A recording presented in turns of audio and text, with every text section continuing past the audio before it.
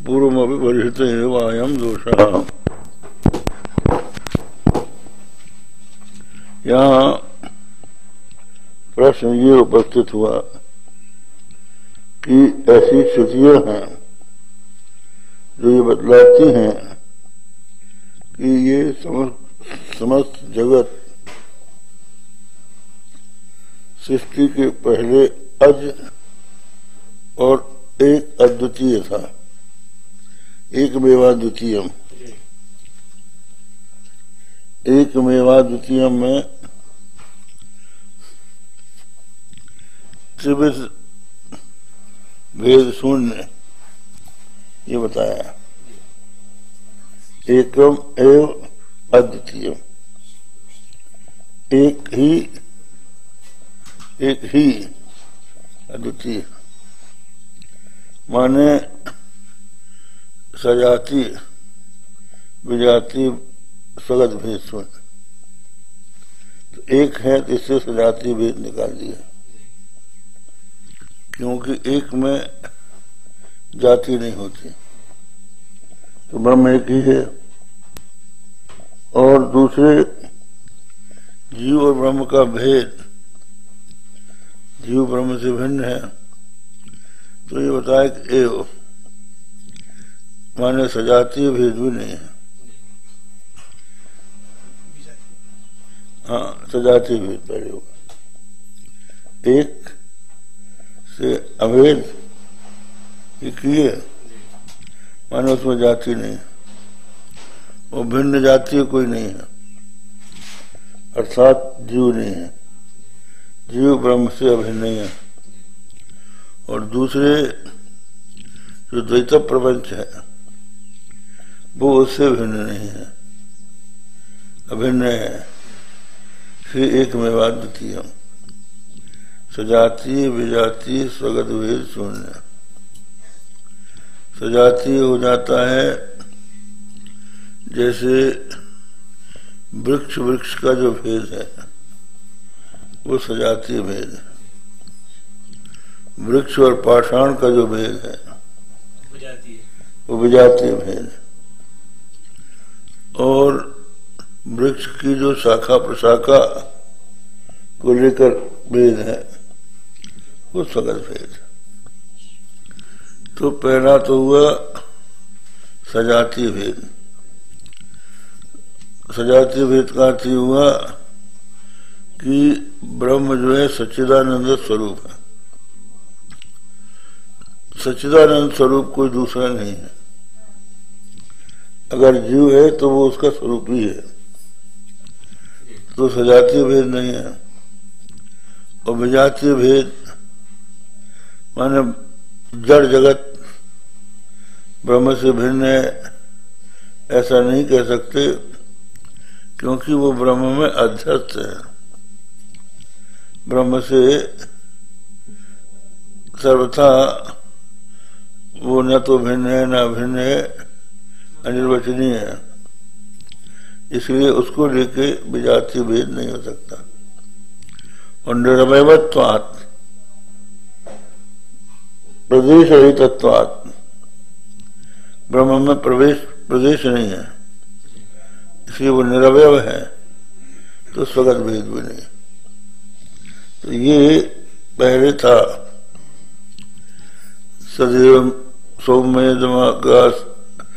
सौम्येदमग्र आसीत एकमेवाद्वितीयम। यहाँ पर कहा गया कि पहले सत ही था। वो सत कैसा था? सजातीय विजातीय भेद शून्य अद्वितीय था, पहले था। फिर सृष्टि जब हुई तो द्वैत हो गया। तो इस तरह की बातें श्रुतियां बता रही हैं, तो भेद बदला रहे हैं। तो ननु से ये शंका कर रहे हैं। अभी भी द्वैत सिद्ध करने की कोशिश कर रहे हैं। हाँ, वो कर रहा है। ननु जगत्पत्ते प्रागजम सर्वम एकमेवाद्वितीयम। कहते हैं जैसे उत्पत्ति के पहले सब कुछ अज ही था, अद्वितीय था, तथापि उत्पत्ति ऊर्ध्वम, उत्पत्ति के पश्चात अज जो है जातम हो गया, अज जो है उसने जन्म ले लिया। सर्वम जातम सर्वम जीवा भिन्ना, और जीव भिन्न है, ये श्रुति कह रही है। तो बोले मैवम अन्यार्थत्वात् उत्पत्ति श्रुति राम, उत्पत्ति श्रुति जो है वो अन्यार्थ है, माने इनका स्वार्थ में तात्पर्य नहीं है। ये ब्रह्म की अद्वितीयता के बोध कराने के लिए है, इसलिए ये अन्यार्थ होने के कारण इसको सत्य मानकर द्वैत को सिद्ध नहीं किया जा सकता। अन्यार्थत्वात् उत्पत्ति श्रुति नाम। अच्छा, हाँ, क्या हुआ? निषेध्य समर्पकतया अद्वैत श्रुति शेषत्वात्। सातवीं टिप्पणी 7। सातवीं है। ओ, ये बात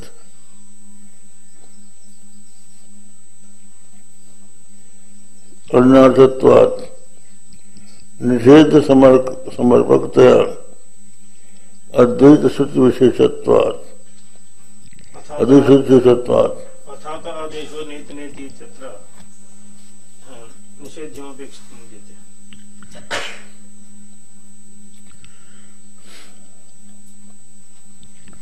द्वावेव ब्रह्मणो रूपम, द्वावेव ब्रह्मणे रूपे, ब्रह्म के दो रूप, मूर्तंच अमूर्तंच। ब्रह्म के दो रूप हैं, एक मूर्त दूसरा अमूर्त। पृथ्वी तेज, पृथ्वी जल और तेज ये तो मूर्त रूप है, और वायु और आकाश अमूर्त रूप। तो ये 5 मूर्त अमूर्त दो बताए गए, दो ब्रह्म के रूप हैं। तो ये क्यों बताए गए? ब्रह्म के दो रूप, खुदे श्रुति द्वैत बता रही, तो बोले कि इसलिए बता रही है कि निषेध का समर्पण करना है, किसी का निषेध करके ब्रह्म का स्वरूप बताना है। तो अर्थात आदेशो नेति नेति, न इति, एक न इति से इति न, इससे मूर्त का निषेध, और न इति दूसरी जो नीति है, मूर्त और अमूर्त दोनों के निषेध कर लेने पर जो अवशिष्ट रह जाता है वो ब्रह्म, ये कहना। निषेध के समर्पण के लिए ये उत्पत्ति श्रुति है। अनुवादत्वं जातम्, निषेध समर्पणेन इति निषेधः निषेधोद्देशेन अत्र श्रुतेः एकत्वं विधीयते, एवञ्च उद्देशत्वं ज्ञातत्वेनैव भवेत्, एवञ्च भेदश्रुतयः अनुवादिकाः। सही बात, ठीक बात बता रहे हैं हम।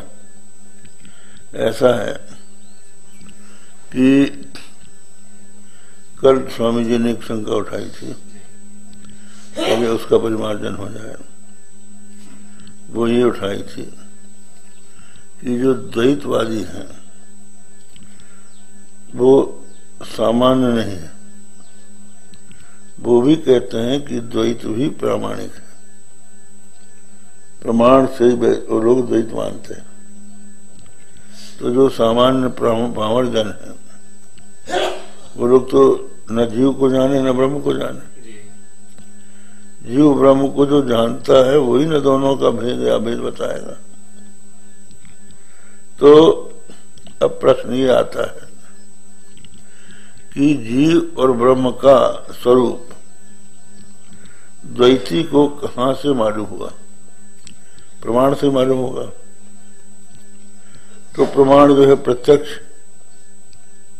प्रत्यक्ष तो वो भी नहीं मानेंगे कि जीव ब्रह्म का प्रत्यक्ष होता है।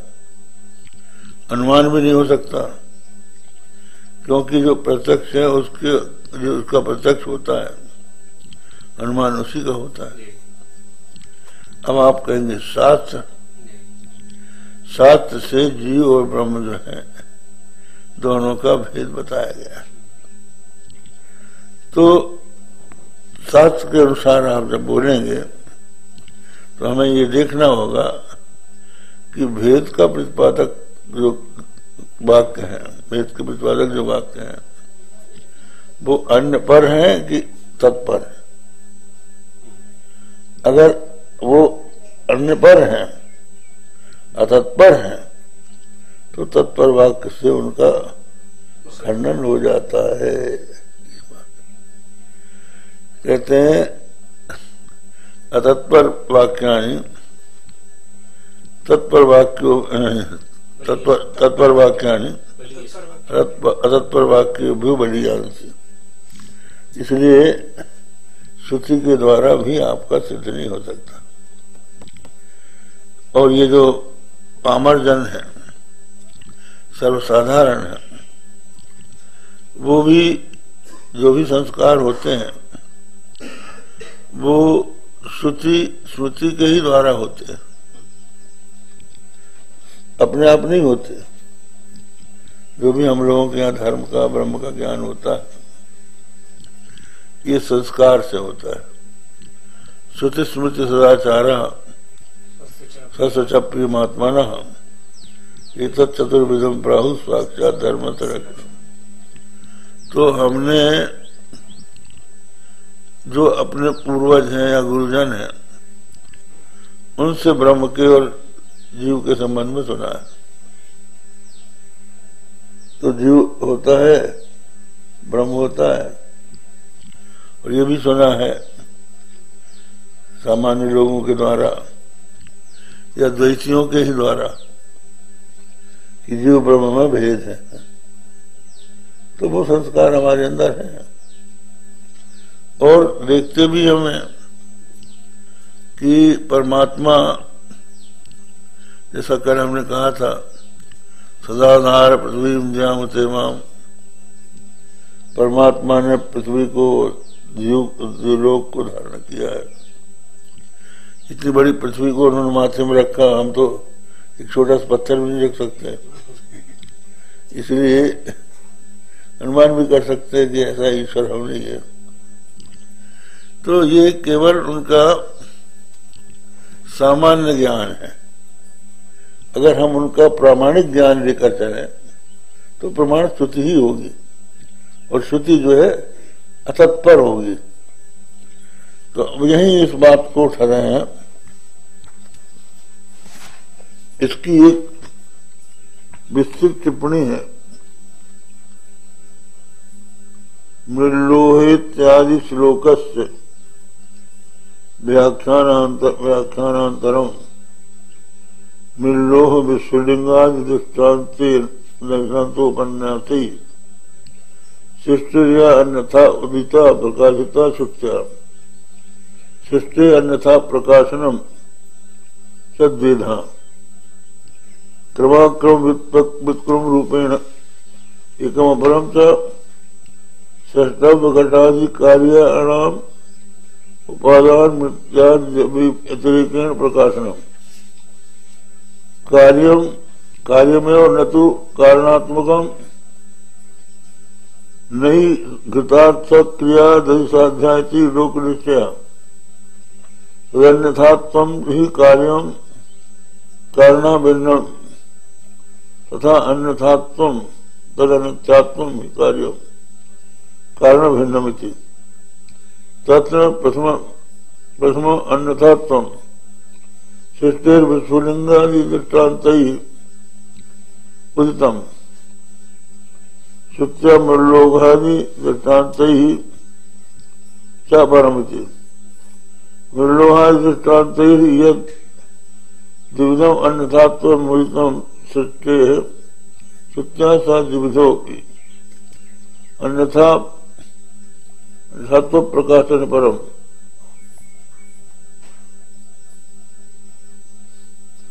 शिष्टो तात्पर्य भाव निश्चय पुरस्तर उपादेयम उपादान भिन्न निश्चयोत्पादन द्वारा जीव परमात्मा की बुद्ध बता रहे उपायो अस्माकम इत्यर्था अत्र तु मृलोहा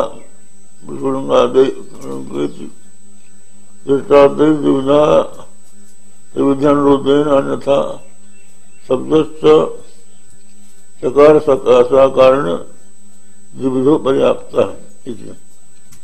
यद्यपि मृगादि श्रुतिर न ब्रवीत्युत्पादनोपाय अभेदम मुक्त तथा ज्ञातम प्रमाणोत्पादे उपादन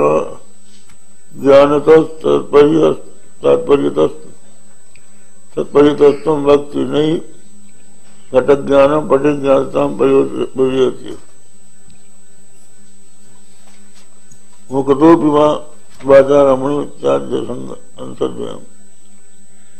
हाँ, ये हो गया जो मृलो विस्फुलिंगाध्यायी सृष्टि चोदितान्यथा उपाय सोवताराय नास्तिवेद करचन। यहाँ मूल जो कारिका है उसको श्रुति ने दो प्रकार की श्रुतियां मिलती हैं। एक तो है मृत और लोह। मृत और लोह के विस्फुलिंग ये बताया।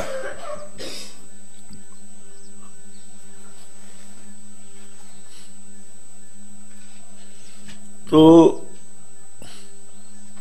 मृत से घट की उत्पत्ति होती है। तो घट मृतिका से उत्पन्न होता है तो उपादान से भिन्न कार्य नहीं होता, इसलिए कार्य कारण भाव बताया गया। ये पहले हम कह चुके हैं। और लोह से विस्फुलिंग होता है तो लोह से विस्फुलिंग होते हैं माने चिंगारियां निकलती हैं। तो ये चिंगारियां जो निकल रही हैं ये बताती हैं कि जो जिससे उत्पन्न होता है वो उससे भिन्न नहीं होता। लोहा पिंड से चिंगारियां नहीं निकलती हैं? लोहा पिंड से विस्फुलिंग लोह पिंड भिन्न अस्तित्व हाँ? विस्फुलिंग आदि भिन्न अस्तित्व जी, तीनों को अलग अलग कहा हुआ। अच्छा, हाँ ठीक।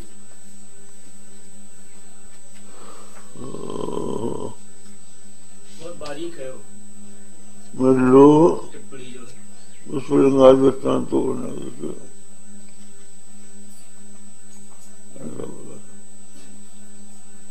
जगह क्रम व्युत्पत्ति रूप है। भाष्य में ही है मूल।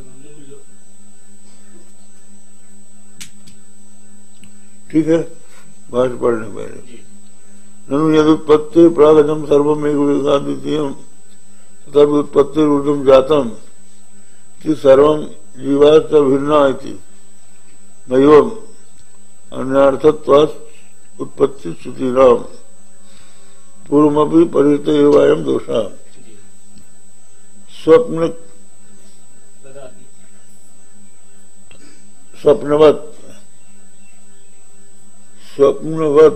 आत्ममाया विसर्जिता संघाता कहते स्वप्न के समान आत्ममाया से उत्पन्न हुए हैं संघात। घटाकाशोत्पत्ति भेदादि जीवा नाम उत्पत्ति भेदादि, और घटाकाश की उत्पत्ति के भेद से समान जीवा की उत्पत्ति का भेद है। इतने उत्पत्ति भेदादि सुत्यभ्य आकृष्ट, ये पुनरुत्पत्ति श्रुति नाम एकदम प्रतिपादित विषया एवं उपन्यासा मृलो विश्वलिंगादि दृष्टान्तोपन्यास ही सृष्टिरिया चोदिता प्रकाशिता, अन्यथा सच सर्वसृष्टि प्रकारो जीव परमात्मकत्व बुद्धिवतारा उपायो अस्माकम। कहते हैं जैसे जो मृलो और विस्फुलिंगादि दृष्टान्तों के उपन्यास के द्वारा जो सृष्टि बताई गई, वो सृष्टि का प्रकार जीव और परमात्मा के एकत्व में बुद्धि अवतरित हो जाए, इस उपाय के लिए है। यथा प्राण संवादे बाघादसुर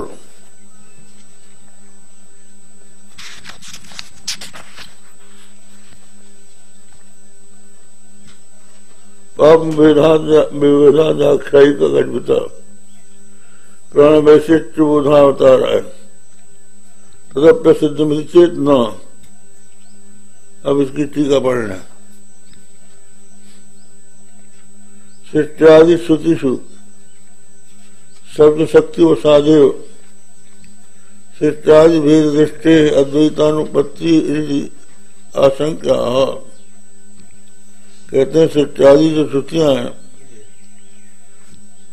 वो शब्द शक्ति के अनुसार ही सृष्टादि भेद दृष्टि से अद्वैत नहीं बन सकता, इस प्रकार की शंका है।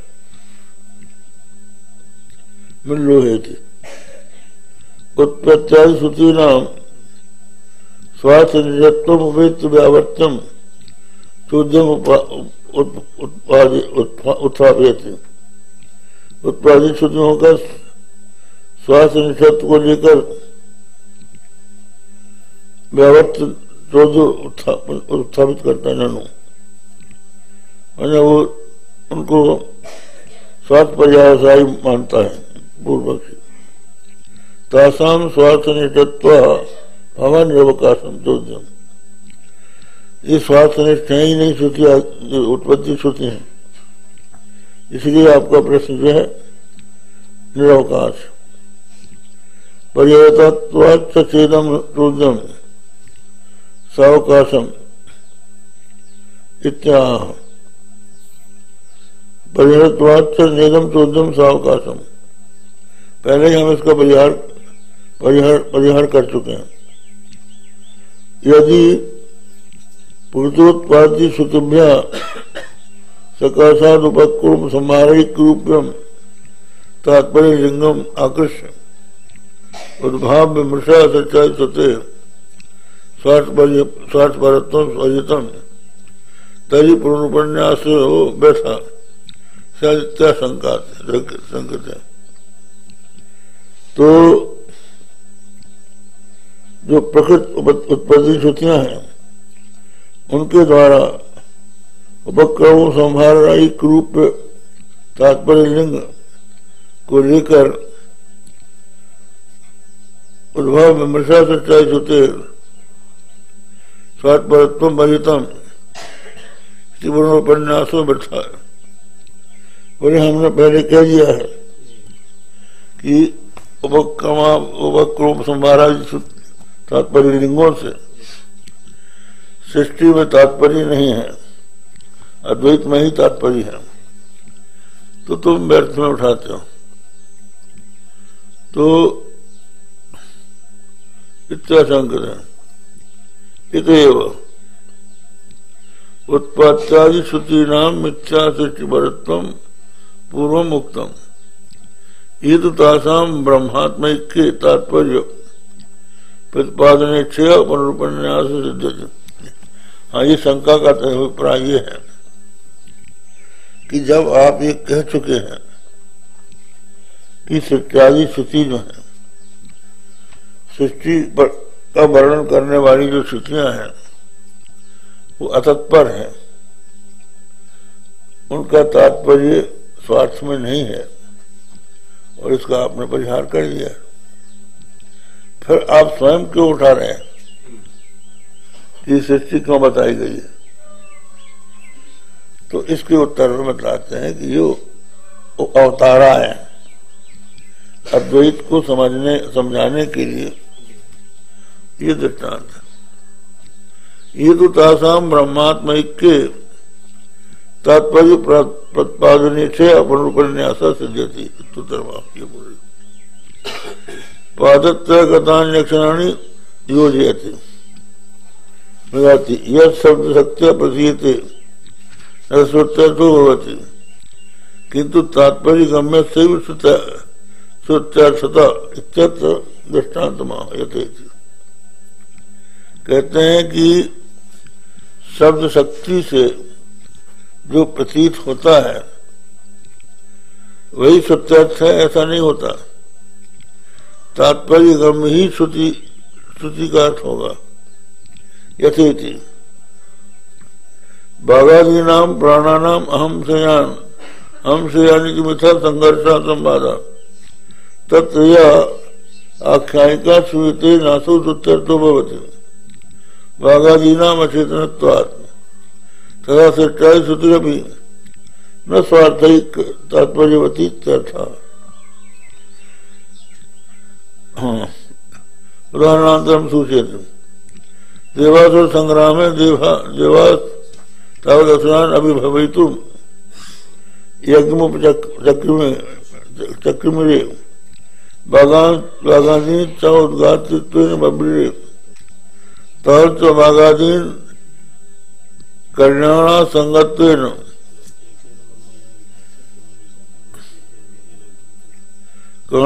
कर्णाणा संगजेन पापान् असुरा विविधु इत्यादि आख्यायिका यथा सुधार्था बाघादीनां बाघभावेन उद्गाना सामर्थ्यात् किंतु असुरैः अधर्षितत्वात् प्राणोत्क्रांतौ देहपात प्रसिद्धेश्च प्राणश्रेष्ठो भवति। प्राण वैशिष्ट्य से बुद्धिवतारा से तत्वेन सकल्पिता ऐसी कथा आती है उपनिषदों में कि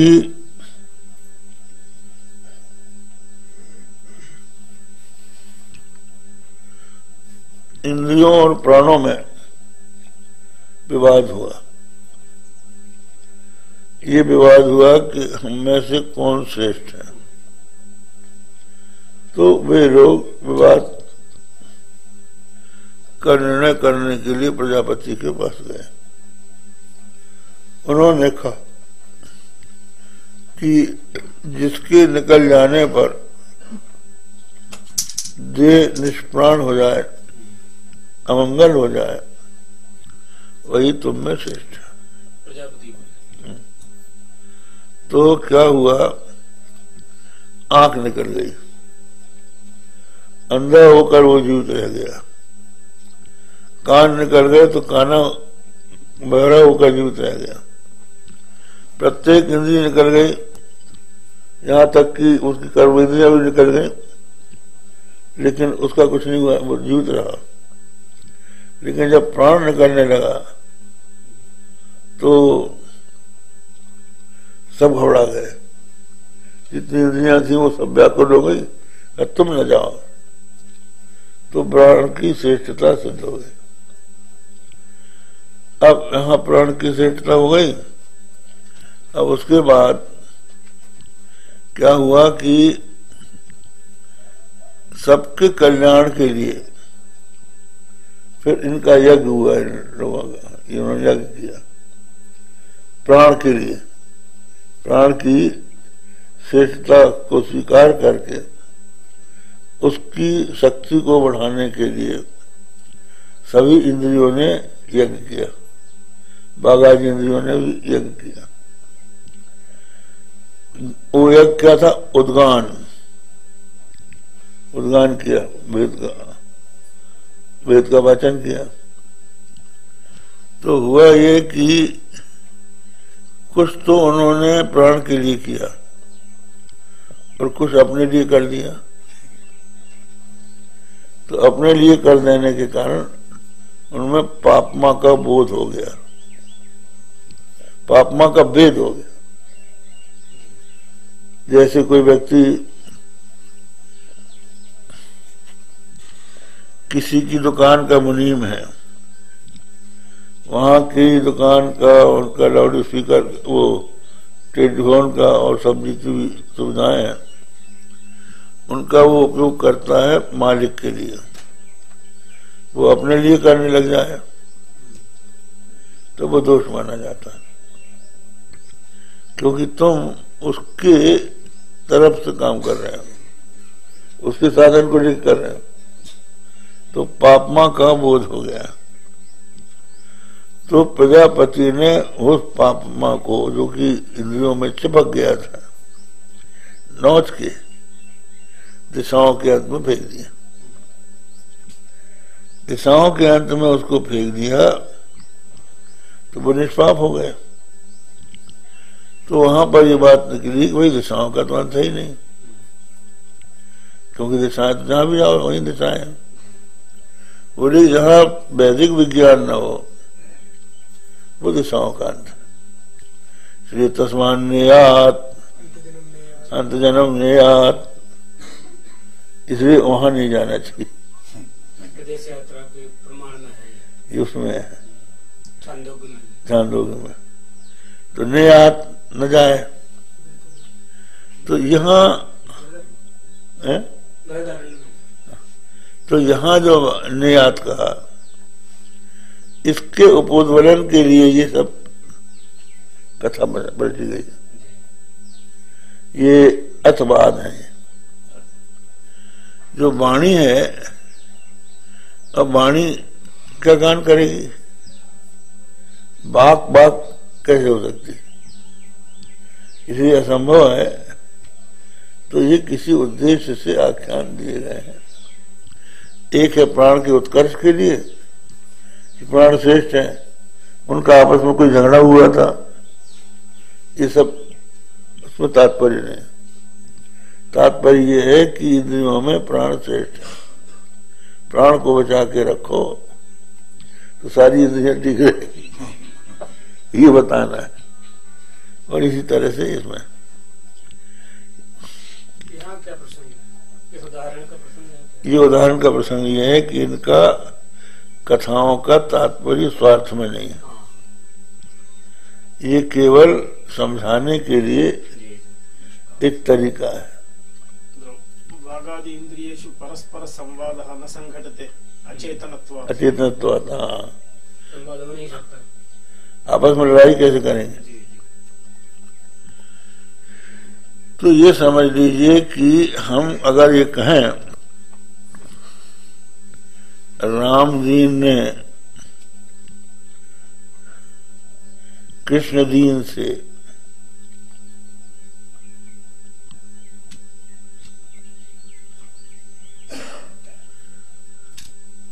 ₹10 किलो के दाम से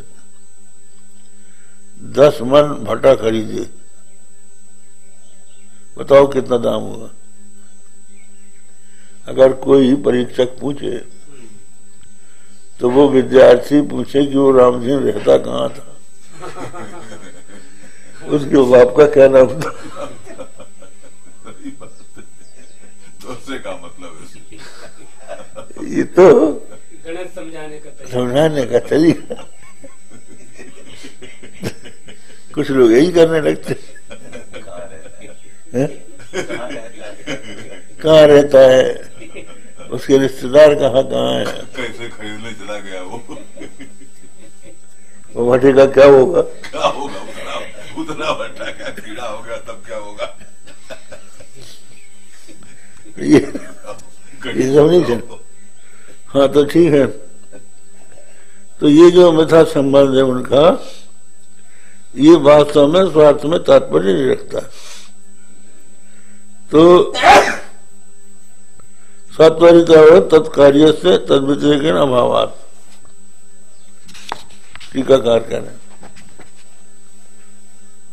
देवास तद्वैत बुद्धिमतारोपायत्वेन, उसी तरह से अद्वैत बुद्धि के अवतार के रूप में सृष्टादि प्रक्रिया कल्पित। देवता शब्द प्रयोगात् चेतनत्व वागादि नामित मुख्यार्थत्व समाधि श्रवण अतो असिद्ध उदाहरण में संकते। तो किसी ने कहा कि ऐसा नहीं है, आप इसको झूठा कह रहे हो। इंद्रियों का अर्थ है देवता।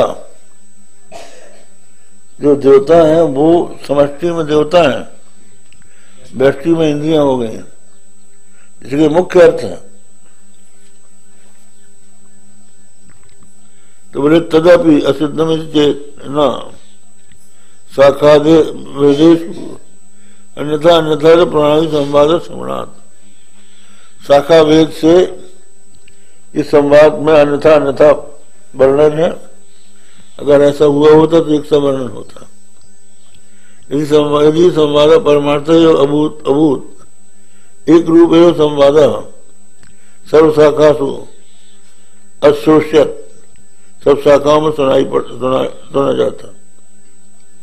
विरुद्धानेक प्रकार ने न श्रोष्यत, विरुद्ध और अनेक प्रकार से वो न सुना जाता। सूयते तु तस्मा न तादर्थम संवाद स्तुति नाम तथा उत्पत्ति वाक्यानि प्रत्येतव्यानि। उत्पत्ति वाक्य भी ऐसे ही है। ये अब हाँ टीका चल रहा था। देवता स्थित बुद्धवतारूपायत्वेन सृष्टादि प्रक्रिया कल्पिता। देवता शब्द चेतनत्व भगादीनाम मुख्यार्थत्व संवादित श्रवणस्य अथवा सिद्धोदाहरण संकते। संवाद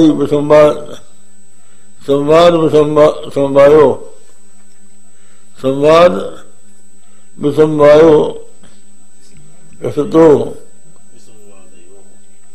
विसंवादयो क्या है? हाँ यह बदलना पड़ेगा।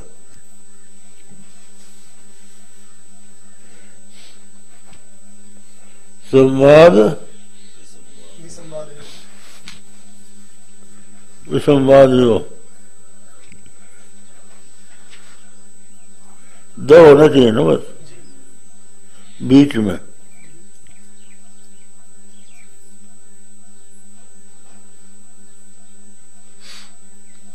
हाँ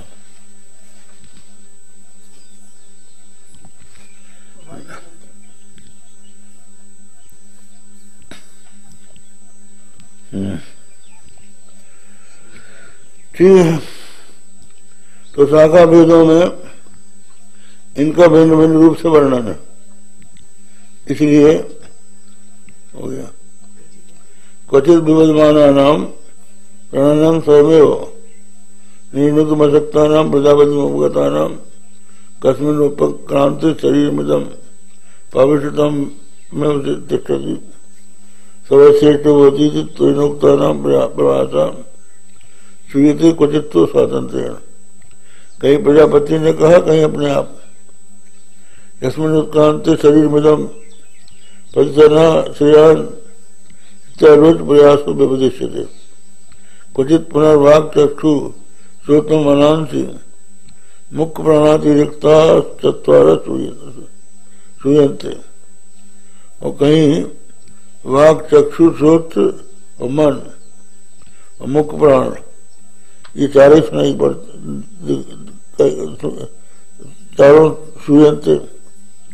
क्वचित भागादयो भी।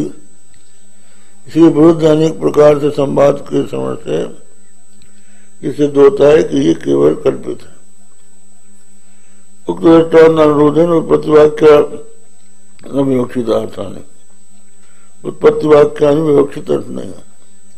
क्वचित आकाशादि क्रमेण सृष्टि, क्वचित अग्नादि क्रमेण, क्वचित प्राणादि क्रमेण, क्वचित अक्रमेण परस्पराहति दर्शनात्।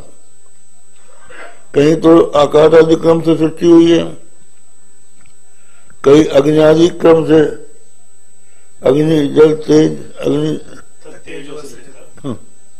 तत्तेजो हठी तत्तेजो सृजत तेजो मन्ना तेज अवन अन्न, इस क्रम से है।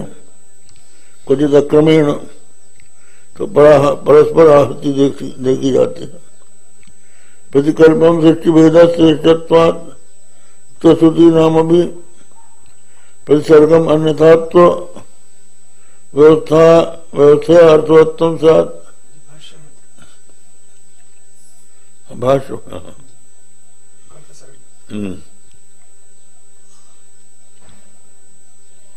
तो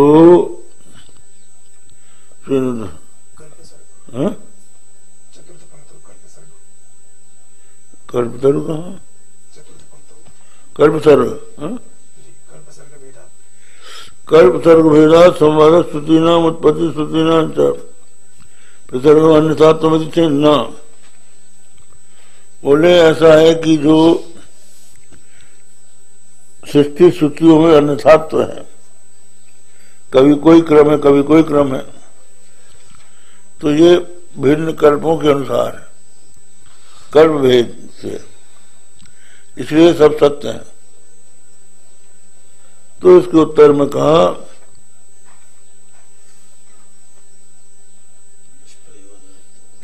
निष्प्रयोजत्वात् यथोक्त बुद्धिवतार प्रयोजन व्यतिरेकेण।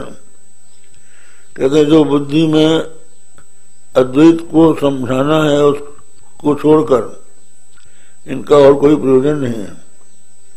नहीं अन्य प्रयोजनवत्वम संवादोत्पत्ति श्रुति नाम सक्यम कल्पितुम। कहते हैं संवादोत्पत्ति संवाद और उत्पत्ति श्रुति जो है इनका कोई दूसरा प्रयोजन नहीं हो सकता।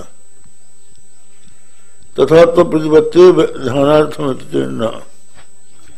कहते हैं कि ध्यान के लिए है। कर्मोत्पत्ति प्रलयानाम प्रतिपत्ति अनिष्टत्वात्। कर्मोत्पत्ति और प्रलय का प्रतिपत्ति जो है अनिष्ट है। तस्मात् उत्पादित आत्मिकत्व बुद्धिवतारैव नान्यर्थ कल्पितुम युक्ता। अतो नात्युत्पत्ति कृतो भेदक कथंचन। अब इसके बाद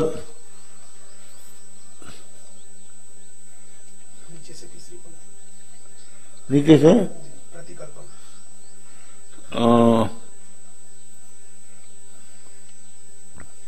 टीका में ना सृष्टि भेद से व्यवस्था अर्थवत्तम से इसका उत्तर हो गया। सिद्धि प्रामाण्य व्यवस्था कल्पित है, प्रामाण्य सिद्ध हो जाए तो व्यवस्था बनाई जा सकती है। तदेव नाद्या भी सिद्धम तासाम प्रयोजनवत्तम त्वया भी स्वीकृतम इत्याशंका यथोक्त। बोले उनका कोई प्रयोजन तो आपको भी बताना पड़ेगा। बोले हमने बोल दिया प्रयोजनांतरा भाव प्रकट नहीं थी।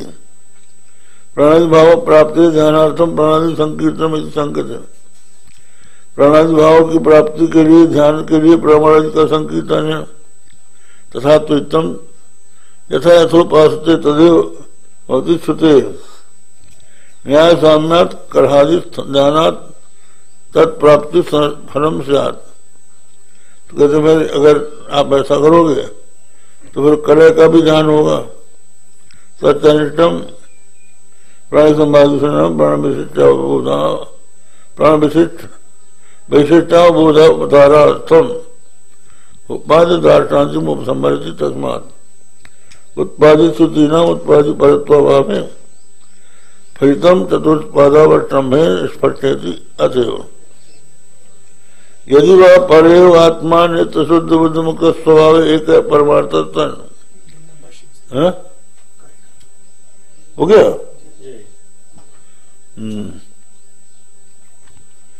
आसमात विधाहीन मध्यमोत्कृष्ट दृष्टया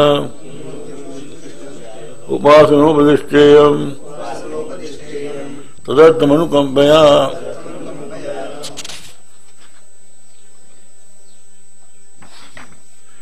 यदि परिवात्मा नित्य बुद्ध मुक्त स्वभाव एक परमार्थ सन एक में द्वितीय श्रुतिभ्यो अतन्यत किमर्थेयम उपासना उपदिष्टा। कहते हैं जब आत्मा जो है पर ही है और नित्य शुद्ध मुक्त स्वभाव है, एक है, परमार्थ है, तो ये जो श्रुतियां हैं ये कहती है कि उनसे भिन्न, परमात्मा से भिन्न सब असत है, तो ये उपासना क्यों कही गई है? आत्मा बाहर द्रष्टव्य,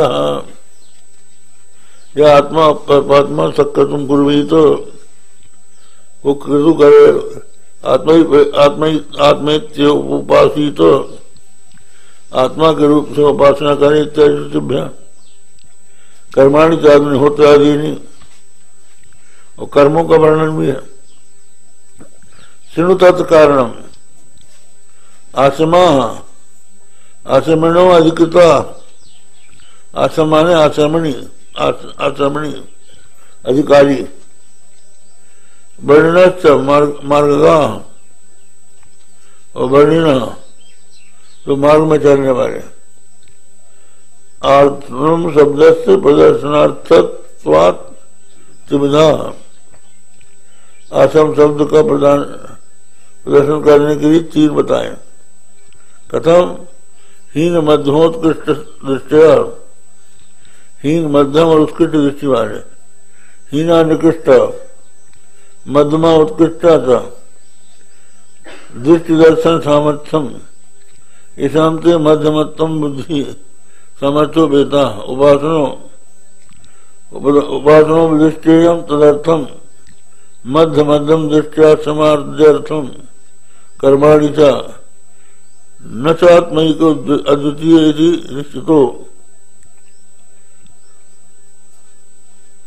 उत्तम दृष्टर्थम दयालुना वेदेन अनुकंपया सन्मार्ग का संता कथम उत्तम एकत्वम सदृष्टि अपनी होती। ये सब बताया कि जो तीन आश्रमी हैं, ब्रह्मचारी, गृहस्थ, वानप्रस्थ, इनमें भी जो मध्यम उत्तम दृष्टि, मध्यम हीन मध्यम उत्तम दृष्टि वाले हैं, वो कैसे इसके अधिकारी बने, इसके लिए ये सब बता। मुख्य रूप से तो ब्रह्म का बोध ही लक्ष्य होना चाहिए।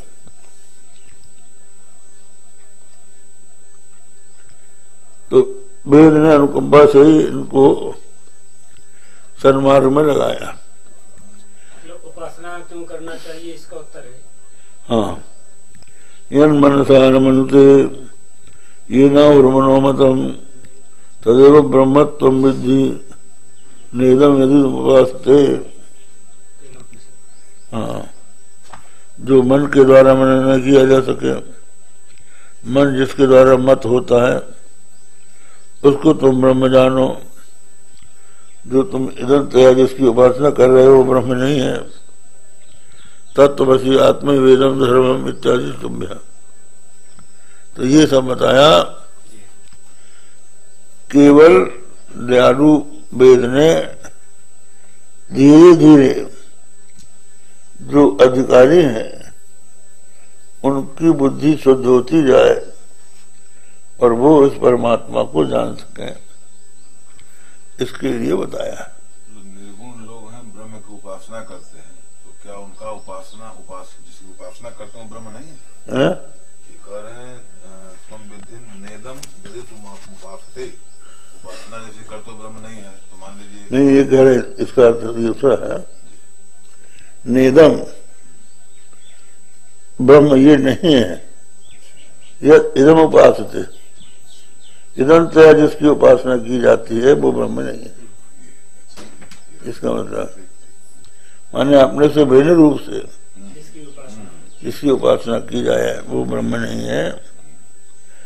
अपने ऐसे अभिन्न रूप से उपासना नहीं होती, वो तो अपना स्वरूप ही है वो। विद्या विद्या का मिलन जहाँ हो जाए। हाँ ये एकदम बात।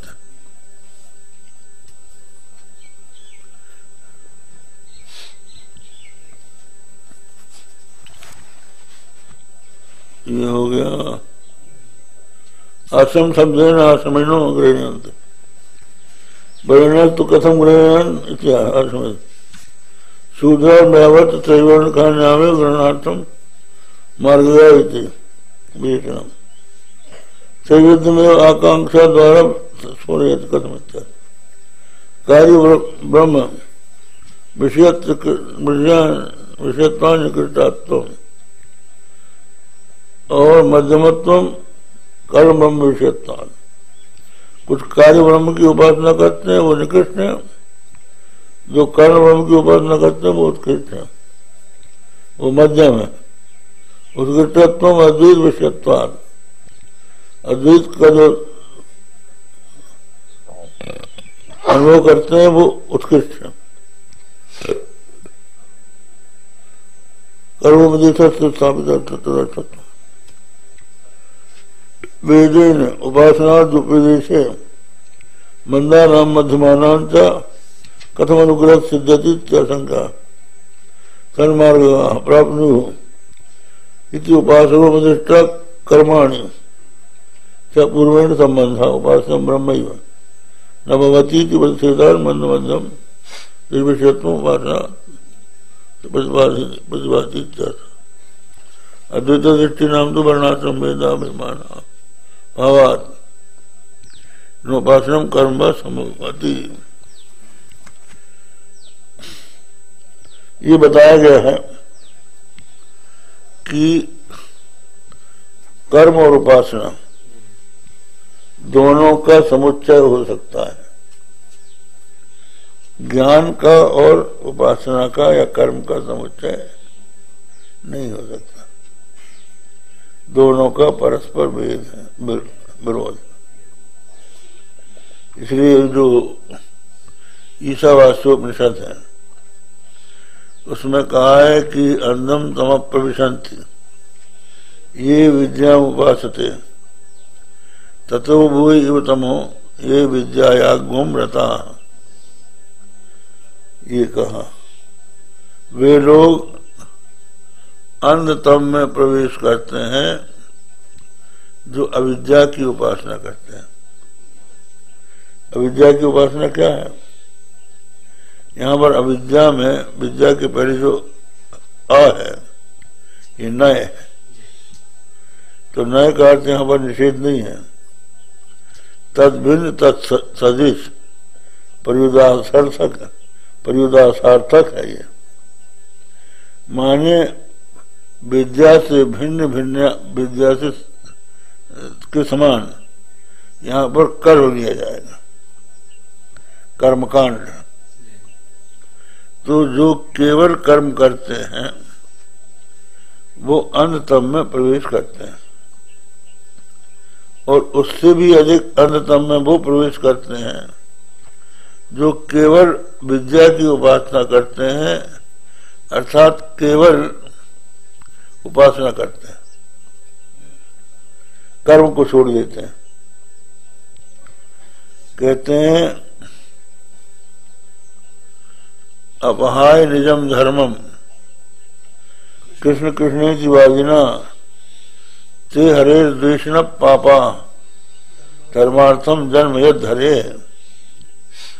जो अपने धर्म का त्याग करके केवल कृष्ण कृष्ण करता है, धर्म का त्याग कर देता है, वो भगवान का प्रेमी नहीं है, उनका द्वेषी है।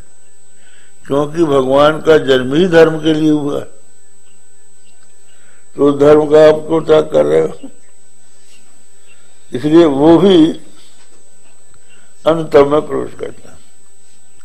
तो विज्ञान चा यस्तद वेदो भयग्वम सह अविद्या मृत्यम तीर्थवा विद्या अमृत वसुते।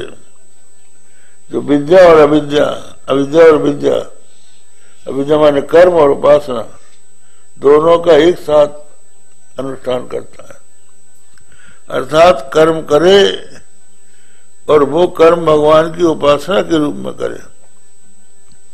यथा प्रवृत्तिर्भूतानाम येन सर्वमिदं ततं स्वकर्मणा तमभ्यर्च्य सिद्धिं विन्दति मानवा। जिसके द्वारा संसार की उत्पत्ति हुई है और जो संसार में व्याप्त है, उसको अपने कर्म से उसकी उपासना करके प्राणी सिद्धि को प्राप्त करता है। सिद्धि का अर्थ है चित्त शुद्धि। तो दोनों को साथ में लाके करना चाहिए। इसलिए कर्म करे और उसको साथ साथ उपासना भी जोड़े। यदेव विद्यया करोति यदि हाँ तदेव विधिवत्तरं भवति। तो दोनों का समुच्चय प्रत्येक से निंदा क्रियते। समुच्चय के लिए, समुच्चय करने के लिए दोनों साथ में करो, इसलिए एक एक की निंदा कर दी। वस्तुतः न निंदा निंदितुम प्रवर्तते अपितु विधेयं स्तोतुम। निंदा का तात्पर्य निंदा में नहीं है, विधेय की स्तुति में है। क्या दृष्टांत है इसका?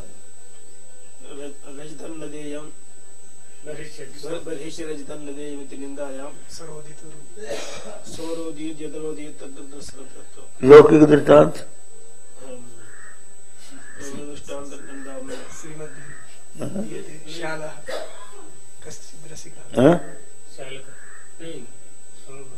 सोना देना चाहिए। लौकिक दृष्टांत दिए थे। श्यालक उद्देश्य शुनकस्य, हाँ, इसका मतलब है पत्नी को, कोई व्यक्ति अपनी भोली स्त्री को नाराज करने के लिए अपने कुत्ते का नाम साले के नाम पर रख लेता है और फिर उसको गाली देता है। तो वो समझती है कि हमारे भाई को गाली दे रहे हैं, तो वो क्रोध से अपने पति की तरफ देखती है।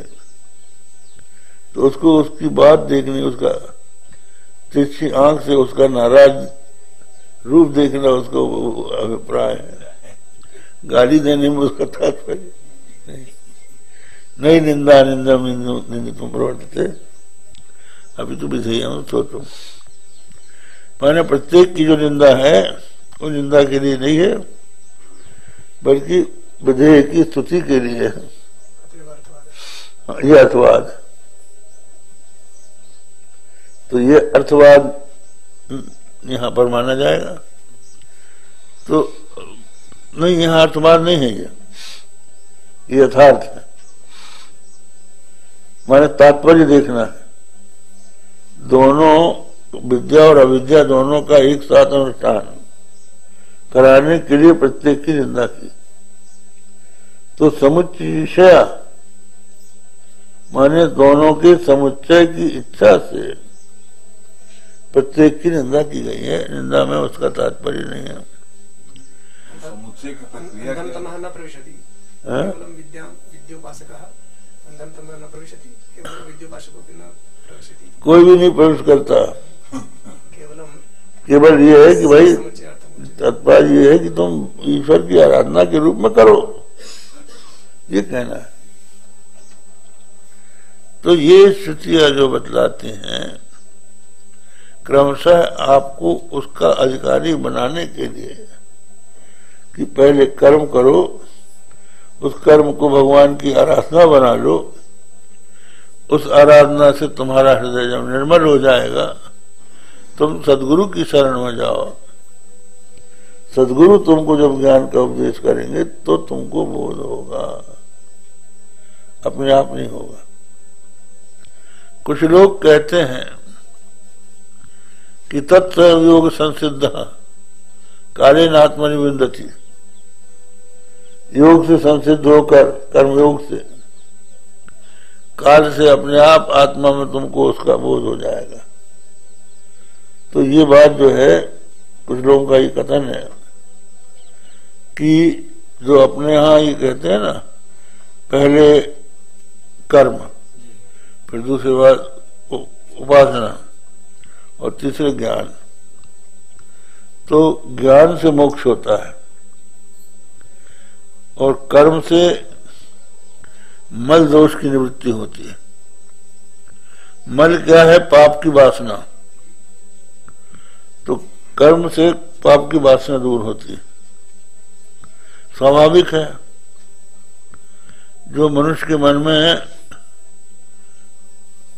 पाप करने की इच्छा होती है वो कामनाओं के कारण होती है, क्रोध के कारण होती है, लोभ के कारण होती है। तो जब मनुष्य ये निश्चय कर लेता है कि शास्त्र विरुद्ध काम नहीं करेंगे, शास्त्र विरुद्ध अर्थ का संग्रह नहीं करेंगे और शास्त्र विरुद्ध हम कोई भी वस्तु का ग्रहण नहीं करेंगे, तो आधा संसार तो उसका यूं छूट गया। अब बचा आधा, धर्म से जो मिल रहा है उसको भी जब मन शुद्ध होगा, ईश्वर की उपासना बना दिया जाएगा, तो वहां से भी मन हट जाएगा। पहले तो स्वर्ग की प्राप्ति के लिए धर्म कर रहा था, हमको ये मिल जाए, ये मिल जाए, ये मिल जाए, धन मिल जाए, पशु मिल जाए, कुछ लोग कहते पुत्र मिल जाए, मरने के बाद स्वर्ग मिल जाए। तो जब भगवान की उपासना करेगा तो उसकी समझ में आ जाए कि भगवान से बड़ा ये थोड़ी है, उन्हीं को प्राप्त करो। तो भगवान को प्राप्त करने के लिए उसके मन में इच्छा उत्पन्न हो जाएगी, वही चित्त की शुद्धि होगी, भगवान से भिन्न सबसे वैराग हो गया।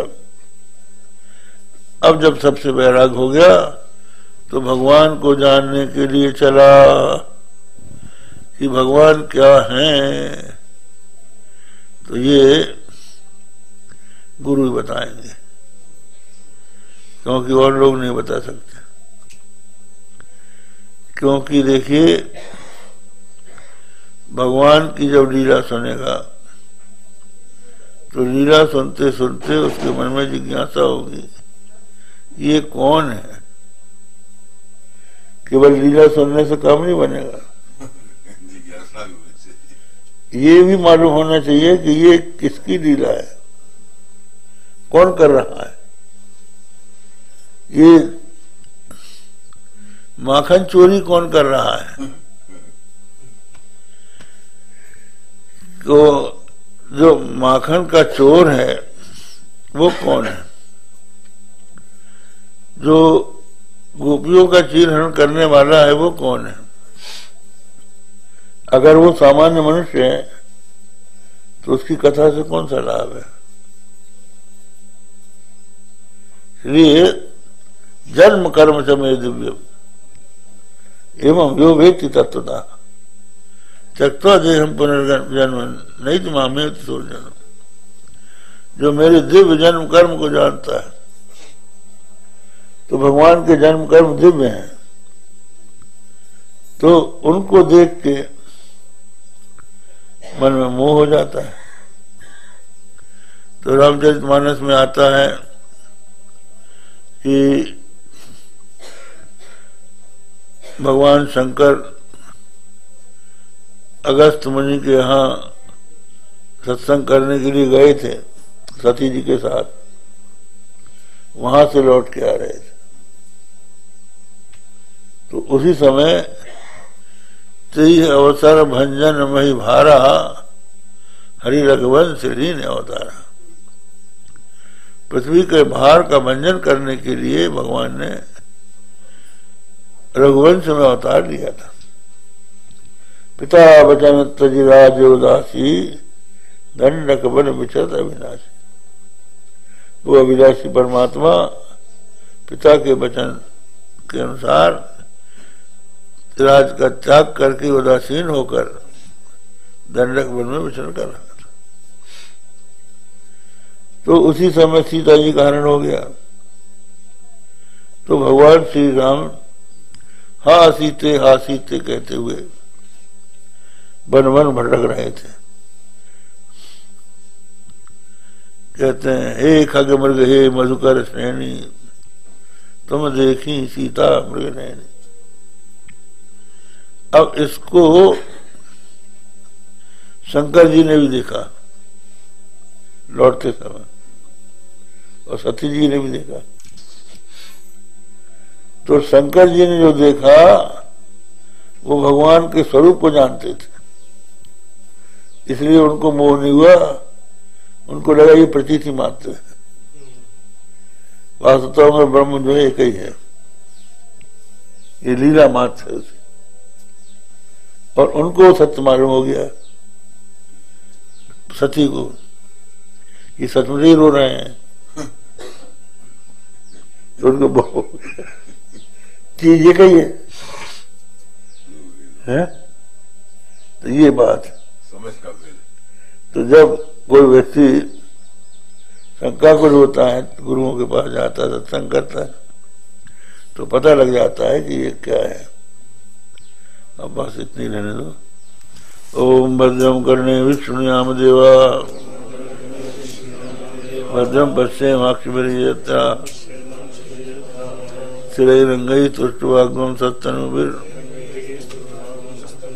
व्यसेम देवहितं यदायुः स्वस्ति न इन्द्रो वृद्धश्रवाः स्वस्तिरपूषा विश्ववेदाः स्वस्तिरस्तार्क्ष्योऽरिष्टनेमिः स्वस्ति नो बृहस्पतिर्दधातु। ओम शांति शांति शांति।